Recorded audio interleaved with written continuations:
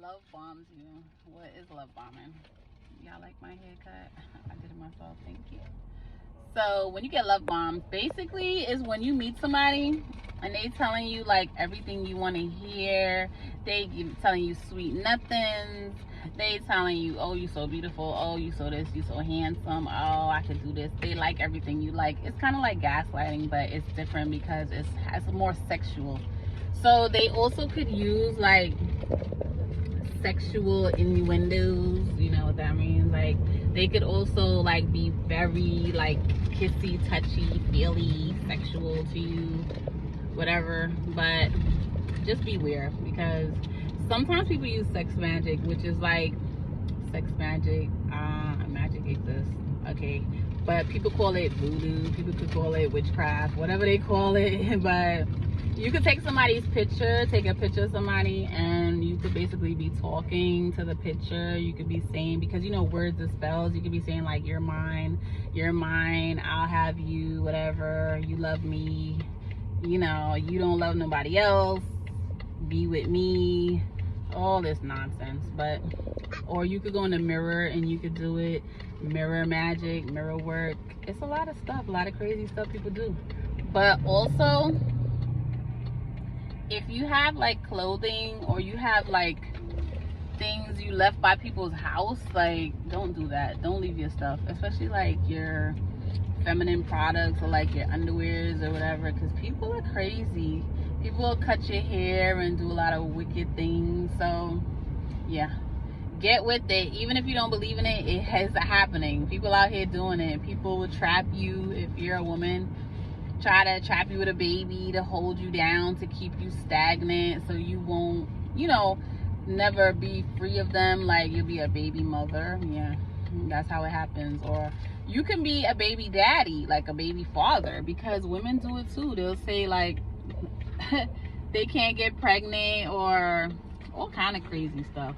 They don't have no STDs, or I don't know, whatever. They'll say anything, like they're clean. They'll get you drunk.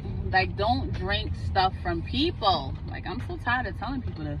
Don't let nobody make your drinks. Don't let nobody do stuff. I don't care if you love them or you trust them. You never know. Like, if you always feel like you're in an illusion, like when you're around them, if you always feel like you're in a trance, like they're doing work on you. If you feel like, oh my God, I love him, I love her, oh my gosh, they're perfect. But then when you get away from them, you're like, you don't even think about them, you don't even care about them. That's because they doing work on you. And you've been love bombed. So don't get tricked and used. Okay, I'm back. I just love the way that the sun is making my skin glow. So anyway, like I was telling you, people basically will do like candle magic, candle work. Since some people don't believe in magic, or they just say that, they lie. So basically, you know, when you get like a red candle or pink candle or whatever, and you put like somebody's picture under it and you carve their name in it, and you be saying all kind of stuff over it, like love spells, like calling them back to you. Like people will hurt you, and they will manifest you back, try to manifest you back in their life. Like they'll constantly think of you, constantly like stress you out. They'll they'll play with themselves. I don't want YouTube to go crazy. They'll play with themselves sexually, and they'll basically, you know, explode and be thinking of you, and that's messing with you energetically. So somebody will try to energetically, telepathically mess with your energy. Basically, like, you know, when somebody's trying to tap into your energy, let me tell you,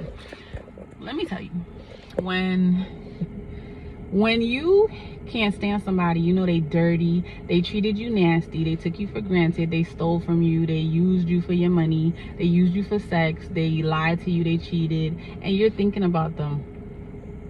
That's because they're trying to manifest you back. They're trying to get you back. So they're trying to make you think about them. They're trying to make you feel like stuck.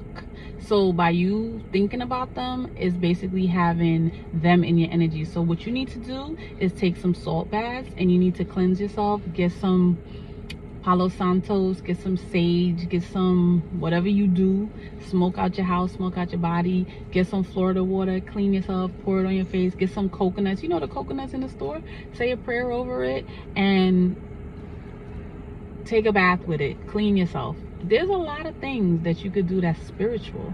Like, people want to be all holy and stuff, but they don't even go to church. Give me a break.